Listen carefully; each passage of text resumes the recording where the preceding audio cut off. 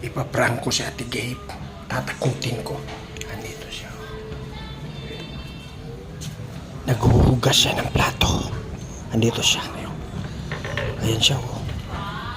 Yun.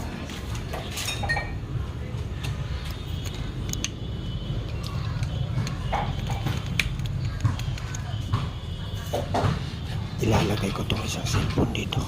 Tapos, yung isang cellphone naman dito sa kabila. Tapos tatakbo ako dito sa kabila. Ikukuha ko yung ulo ko.